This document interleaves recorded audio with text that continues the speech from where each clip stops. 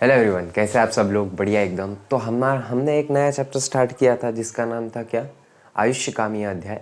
पहला पार्ट हमने देख लिया था। अगर आपने पहला पार्ट नहीं देखा होगा तो ये पार्ट आपको समझ में बिल्कुल नहीं आएगा। वो पहला लेक्चर देख के आओ। मैं डिस्क्रिप्शन में डाल दूँगा या फिर सिंपली आपको चैनल पर विजिट कर लेना है, ठीक है। सो वहाँ पर हमने बहुत कुछ देखा था। उसके आगे हम ये कंटिन्यू करने वाले हैं, ठीक है। आज ही आया है वो लेक्चर, देख लेना एक बार। सो चिकित्सा चतुष्पाद, अब यहाँ पर हम स्टार्ट करने वाले हैं चिकित्सा चतुष्पाद, ठीक है। तो चिकित्सा चतुष्पाद क्या है? देखो, बीशक द्रव्याणु श्लोक है, याद करना ही आपको बहुत ज़्यादा ज़रूरी है। ये आपको 4 सब्जेक्ट में दिखेगा, आयुर्वेद के 4 सब्जेक्ट में। सबसे पहले क्रिया शारीर में भी दिखेगा, पदार्थ विज्ञान में दिखेगा, संहिता अध्ययन में दिखेगा, और साथ ही साथ आपको अन्वय लेखन में हमारा इधर भी दिखेगा। कहाँ पर? संस्कृत के पेपर 2 में, ठीक है। तो याद करना ही है आपको, देयर इज़ नो चॉइस, याद करना ही पड़ेगा। तो भीषक द्रव्याणु उपस्थता रोगी पाद चतुष्टयम चिकित्सकस्य निर्दिष्ट प्रत्येक तत् चतुर्गुण। मतलब जो चिकित्सा चतुष्पाद है, चिकित्सा ट्रीटमेंट करने के टाइम पे 4 चीज़ें होनी चाहिए 4 लोगों में, ठीक है। सबसे पहले तो 4 चीज़ें होनी चाहिए, 4 चीज़ों की अवेलेबिलिटी होनी चाहिए। सबसे पहला है भीषक, मतलब वैद्य। वैद्य मतलब क्या होता है कि हमारा डॉक्टर। उसके बाद परिचारक, परिचारक मतलब नर्स या फिर वार्ड बॉय या फिर वार्ड गर्ल, ठीक है, नर्स, इस पे से समझ सकते हो। उसके बाद द्रव्य, द्रव्य मतलब क्या होता है कि मेडिसिन, और रोगी का मतलब क्या होता है कि डिसीज, ठीक है। समझ में आ रहा है आपको? यहाँ पर लिख देता मैं छोटे इसमें, डिसीज। द्रव्य मतलब मेडिसिन, परिचारक मतलब आप ही बोलो नर्स, और भीषक मतलब डॉक्टर। Is it clear? दिख रहा है? ठीक है। सो अब सबसे पहले भीषक के भीषक के भी 4 गुण होने चाहिए। अब हर किसी के यहाँ पर 4-4 गुण होने चाहिए। भीषक के 4 गुण होने चाहिए, परिचारक के 4 गुण होने चाहिए, द्रव्य के 4 गुण होने चाहिए, और रोगी के भी 4 गुण होने चाहिए। तो कौन से है वो? भीषक के 4 गुण क्या क्या है? सबसे पहले तो वो दक्ष रहना चाहिए। दक्ष मतलब बहुत ज़्यादा, वो उसको सिचुएशन समझ में आनी चाहिए, उसको बोलते हैं हम दक्ष। कैसा होना चाहिए? दक्ष होना चाहिए। उसके बाद गुरु करुण शास्त्र सीखा हुआ, मतलब जो गुरु रहते हैं, मतलब कॉलेज में जाके उसने हर चीज़ सीखी भी होनी चाहिए, उसको हर चीज़ आनी चाहिए। शास्त्र का नॉलेज होना चाहिए, मतलब शास्त्र का नॉलेज मतलब एनाटॉमी, फिजियोलॉजी, ये सब चीज़ें उसको बहुत अच्छे से आनी चाहिए। शरीर में क्या क्या होता है ये सब चीज़ें उसको पता होनी चाहिए। ये दूसरा पॉइंट है। तीसरा पॉइंट, कर्म अभ्यास किया, मतलब कर्म अभ्यास मतलब प्रैक्टिस की होनी चाहिए। उसने क्या की होनी चाहिए? प्रैक्टिस, ठीक है, प्रैक्टिस। उसके बाद स्वच्छ एवं पवित्र, मतलब उसने स्वच्छ रहना चाहिए और पवित्र रहना चाहिए। स्वच्छ मतलब उसने एकदम इक्विपमेंट के साथ रहना चाहिए, हैंड में ग्लव्स, एप्रॉन वगैरह, ये सब उसमें रहना चाहिए। किसकी बात चल रही है? भीषक की बात चल रही है, ठीक है। सो ये 4 गुण आप याद कर लो। इसका श्लोक भी है लेकिन इतना इंपॉर्टेंट नहीं है, आपने नहीं भी लिखा तो चल जाएगा, लेकिन आपको ये 4 चीज़ें लिखनी पड़ेगी पेपर में, ठीक है। As I said to you कि ये कितने मार्क्स का रहेगा, पहले ही लेक्चर में बोल दिया था, ये आपको 20 मार्क का रहेगा फर्स्ट टर्म में, और यूनिवर्सिटी में कितने मार्क का जाएगा? ये 10 मार्क के आसपास आपको जा सकता है। उसके बाद परिचारक मतलब क्या होता है? Nurse, ward boy, ward girl, जो भी होगा वो। तो उसके क्या गुण होने चाहिए? सबसे पहला गुण, रोगी पे प्रेम करने वाली होनी चाहिए, मतलब रोगी से उसने घिन नहीं करनी चाहिए कि इसका तो ये बीमारी है, इसको तो फिर मैं क्यों देखभाल करूँ, ऐसे वैसे। तो सबसे पहली चीज़, उसने रोगी पे प्रेम करना चाहिए। दूसरी चीज़ क्या है कि वो पवित्र होनी चाहिए। पवित्र मतलब साफ़ सुथरी रहनी चाहिए। कैसी रहनी चाहिए? साफ़ सुथरी और एकदम हाइजीन लेवल उसमें मेंटेन रहना चाहिए। उसकी बात करते हैं दक्ष एवं होशियार, मतलब उसने भी दक्ष रहना चाहिए। मतलब जैसे ही अगर पेशेंट की प्रकृति खराब होती है, रोगी की प्रकृति खराब हो गई है, तो उसने लगे ही क्या करना चाहिए? लगे ही डॉक्टर को बता देना चाहिए। उसके बाद क्या होना चाहिए? तत्पर मतलब बहुत ज़्यादा तत्पर रहनी चाहिए, मतलब उसने हर चीज़ को सिचुएशन हैंडल करनी चाहिए। उसने अगर कोई सिचुएशन आ जाती है तो वो चीज़ उसको हैंडल करती आनी चाहिए, ऐसी परिचारक होना चाहिए हमारे पास। उसके बाद द्रव्य गुण। अब ये द्रव्य गुण क्या है कि ये मेडिसिन के कितने गुण हो सकते हैं? मेडिसिन के एटलीस्ट 4 गुण होने चाहिए। वो 4 गुण कौन से है तो देख लेते हैं हम। तो सबसे पहला गुण है अनेक योग। अनेक योग मतलब उसने टैबलेट में भी अवेलेबल रहना चाहिए, स्वरस, कल्क, और हर चीज़ में उसकी अवेलेबिलिटी रहना चाहिए। टैबलेट में, सिरप में, ये चीज़ में उसकी अवेलेबिलिटी रहनी चाहिए, ठीक है। उसके बाद ताजे व शुद्ध मतलब ताज़ी रहनी चाहिए, मतलब एक्सपायर नहीं रहनी चाहिए वो मेडिसिन। उसके बाद रोग के लिए उपयुक्त, मतलब जो रोग है हम, अब एक बात बोलो, आप ओस्टियोपोरोसिस है। ओस्टियोपोरोसिस में हम सिर्फ मायोस्पास दे सकते हैं, ठीक है, एक टैबलेट है, I am not referring any tablet to take, okay, मैं कोई टैबलेट आपको रेफर नहीं कर रहा हूँ, सिर्फ एग्जांपल के तौर पे बोल रहा हूँ कि ओस्टियोपोरोसिस हो गया है किसी को या फिर ऑर्थ्रोटिस हो गया है, तो उस टाइम पे क्या करते हैं हम कि स्पेसिफिक गोली देते हैं ना ऑर्थ्रोटिस और ओस्टियोपोरोसिस के लिए, जैसे मायोस्पास है, ठीक है, इटोडी 60 है, ये गोली दी जाती है। लेकिन ओस्टियोपोरोसिस है और आप उसको मेंस्ट्रुअल साइकिल के मेडिसिन दे सकते हो क्या, मेफ्टाल स्पाज्म दे सकते हो क्या, नहीं दे सकते। तो यही बोलना है उनका कि ये रोग के लिए उपयुक्त होनी चाहिए। उसके बाद इसमें गुण संपन्न होने चाहिए। गुण संपन्न मतलब उसमें जो कंटेंट है वो बराबर से वही होने चाहिए जो उस रोग के लिए उपयुक्त है। ओके, आपके लैंग्वेज में समझा रहा हूँ मैं ये, थोड़ा क्रिटिकल ना जाए आपको इसलिए। ओके, उसके बाद रोगी कैसा होना चाहिए, धनवान, मतलब उसने ये नहीं बोलना चाहिए कि मेरे को बहुत ज़्यादा पैसे ले रहे हैं डॉक्टर ऐसे वैसे, धनवान होना चाहिए रोगी। अब ये आयुर्वेद ने बताया, मैं मेरे दिल से नहीं बता रहा हूँ, ठीक है, श्लोक में लिखा हुआ है, आप पढ़ सकते हो, रेफरेंस देख सकते हो इसके। उसके बाद सत्यवान होना चाहिए। सत्यवान मतलब कि मतलब उसने जो सत्वान मतलब उसने धैर्य रखना चाहिए अपने अंदर और सत्व रहना चाहिए उसमें, मतलब उसने डॉक्टर पे पूरा भरोसा करना चाहिए। उसके बाद की बात है धैर्यवान, मतलब अब कोई रहता है कि डॉक्टर साहब ने बोले कि इंजेक्शन देना है तो इंजेक्शन से डरते हैं, तो ये चीज़ से उसको डरना नहीं है। अगर डॉक्टर ने बोला सर्जरी करनी पड़ेगी तो सर्जरी करनी पड़ेगी, धैर्य उसमें करेज होना चाहिए वो रोग के लिए लड़ने का। ये रोगी की बात चल रही है। उसके बाद न्यापक मतलब जो सिचुएशन हुई है उसके साथ जो हो रहा है वैसे ही उसने उसका आंसर देना चाहिए, यहाँ पर ये बोला गया हुआ है। उसके बाद हम देखते हैं रोग एवं परीक्षा। तो रोग की परीक्षा हम कैसे करते हैं वो इस बार इस टॉपिक में हम पढ़ने वाले हैं। तो रोग की परीक्षा कैसे की जाती है, इसको निदान पंचक भी बोला जाता है। क्या बोला जाता है, निदान पंचक। Very very very very very very important. आपको क्वेश्चन आएगा निदान पंचक एक्सप्लेन करो, तो आपको ये श्लोक बहुत ज़्यादा इंपॉर्टेंट है, लिखना ही पड़ेगा, नहीं तो एक भी मार्क नहीं मिलेगा, सीधे बोल रहा हूँ। तो क्या है रोग एवं परीक्षा, रोग की परीक्षा कैसे करते हैं, डिसीज का हम डायग्नोसिस कैसे करते हैं, तो देख लेते हैं हम। सो रोग निदान प्राकरूप लक्षण उपशय अति भी। अब ये क्या है, ये निदान क्या है, प्राकृत क्या है, लक्षण क्या है, उपशय क्या है और अति भी क्या है, ये हम यहाँ पर देखने वाले हैं। सो देख लेते हैं हम। सो सबसे पहले निदान क्या होता है कि निदान का मतलब होता है कि रोग का कारण क्या है, रोग किस वजह से हुआ है, इसको बोलते हैं हम निदान। ओके, समझ में आया। उसके बाद एग्जाम्पल भी दे देंगे हम, ठीक है। उसके बाद है पूर्व रूप मतलब यहाँ पर माइल्ड सिम्टम आते हैं, उसको बोलते हैं पूर्व रूप। देखो उसका नाम ही बता रहा है पूर्व रूप। उसके बाद है रूप का मतलब पूर्व रूप और फिर रूप मतलब पूरा सिम्टम्स आ जाना अब, ठीक है।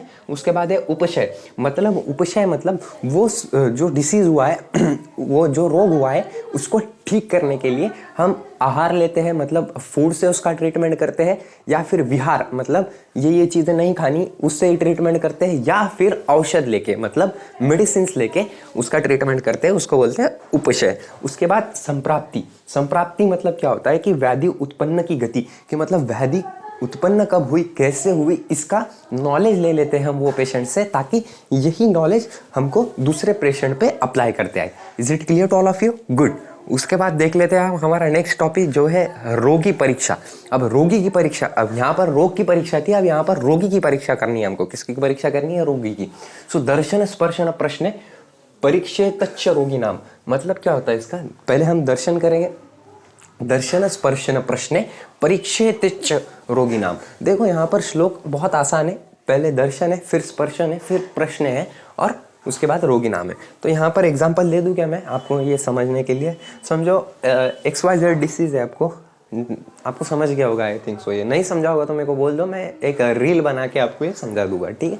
सो रोगी परीक्षा देख लेते हैं हम। मेरे को बोलना ये समझा क्या नहीं है आपको, अगर समझ गया होगा तो बोलना रोग एवं परीक्षा समझ गया भैया हमको। तो रोगी परीक्षा देख लेते हैं। दर्शन स्पर्शन प्रश्न परीक्षेतच्च रोगी नाम, मतलब जो दर्शन है, दर्शन मतलब आंखों से देखना होता है, ठीक है। कोई भी रोगी आया, अब आप भी हॉस्पिटल में गए होंगे बहुत बार, आपको भी कभी बीमार हुए होंगे, बट ऑब्वियस सी बात है सब होते हैं, तो आप भी बीमार हुए होंगे, तो आप हॉस्पिटल में गए होंगे, तो सबसे पहले डॉक्टर क्या करता है, आपको देखता है। Is it clear? तो यहाँ पर क्या है, उसका मतलब दर्शन। रोगी की परीक्षा कैसे की जाती है, मतलब जिसको डिसीज हुआ है, जिस पेशेंट की परीक्षा कैसे की जाती है, सबसे पहले उसको देखा जाता है, दर्शन देखना।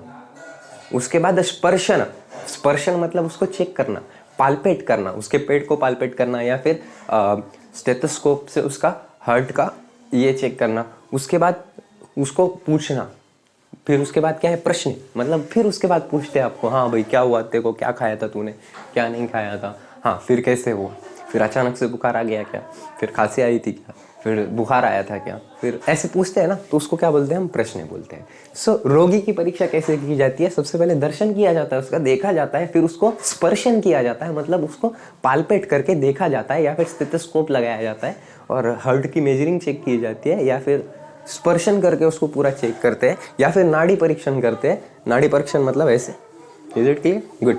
तो फिर उसके बाद उसको प्रश्न पूछते हैं, मतलब उसको प्रश्न पूछते हैं क्या क्या हुआ है भाई, ठीक है। सो ये चीज रोगी परीक्षा को बोलते हैं। उसके बाद साध्य साध्यत्व, very very very very very important, यहाँ से आपको 10 मार्क आनी है यूनिवर्सिटी में, 10 मार्क। यूनिवर्सिटी की बात कर रहा है, फर्स्ट टर्म में तो 5-10 मार्क आएगी, यहाँ पर यूनिवर्सिटी की भी 10 मार्क पक्के हैं, क्योंकि ये चरक संहिता में भी है और अष्टांग हृदय में भी है। हम क्या पढ़ रहे हैं अभी, अष्टांग हृदय। अष्टांग हृदय किसने लिखा हुआ है, वाग्भट ने लिखा हुआ है, आचार्य वाग्भट ने।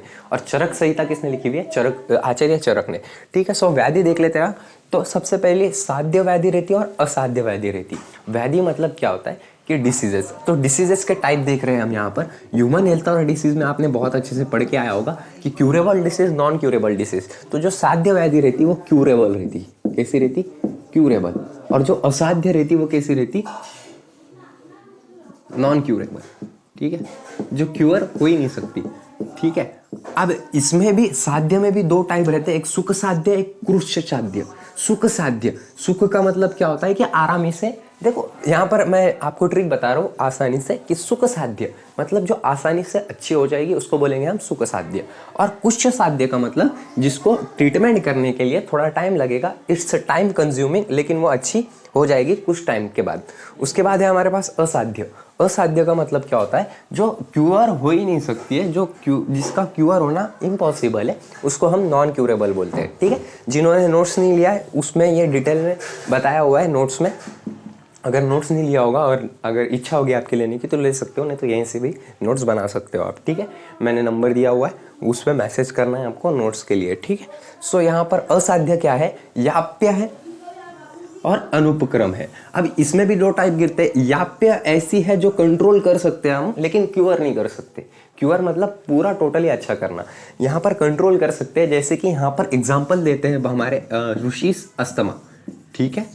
अस्थमा को हम क्या नहीं कर सकते, अस्थमा को हम क्यूअर नहीं कर सकते टोटली, लेकिन इसको कंट्रोल हम कर सकते हैं। वेराज अनुपक्रम मतलब जो ना तो कंट्रोल की जा सकती है, ना ही हम उसको कुछ इलाज कर सकते हैं, ना ही उसको वो क्यूरेबल है, ये टोटली आउट ऑफ कंट्रोल है। जैसे कि एड्स बोल सकते हो आप यहाँ पर, ठीक है। लास्ट स्टेज कैंसर बोल सकते हो। सुख साध्य में क्या हो गया, नॉर्मल फीवर हो गया, कोल्ड हो गया, ओके। ये इसमें क्या कुछ साध्य में आप मेरे को कमेंट सेक्शन में बता दो। उसके बाद प्रकृति क्या है, वेरी 2 सब्जेक्ट में प्रकृति आएगी आपको, क्रिया शरीर के पेपर 1 में या पेपर 2 में, यहाँ से आपको 15 मार्क आएंगे, ठीक है। तो ये देख लो एक बार कैसी है, बहुत बड़ी है प्रकृति। प्रकृति मतलब यहीं पर खत्म नहीं हो जाएगी, बहुत बड़ी है प्रकृति। फिर भी हम यहाँ पर आज बेसिक्स देख लेते हैं प्रकृति का। तो शुक्र आर्तवस्तय जन्मादो विशेषव विषक्रमे तैतिस्त्र प्रकृतियो हीन मध्य पृथक समधातु समस्तुतु श्रेष्ठा निध्या द्विदेशचो, ठीक है। ये श्लोक है, बहुत ज्यादा इंपॉर्टेंट है, याद करनी है आपको, ठीक है। प्रकृति का मतलब क्या है, शुक्र आर्तव। शुक्र का मतलब क्या होता है, स्पर्म होता है, ठीक है। क्या होता है, स्पर्म। अभी थोड़ा ये मिटा सकता हूँ क्या मैं, ओके, ये मिटा रहा हूँ, ओके।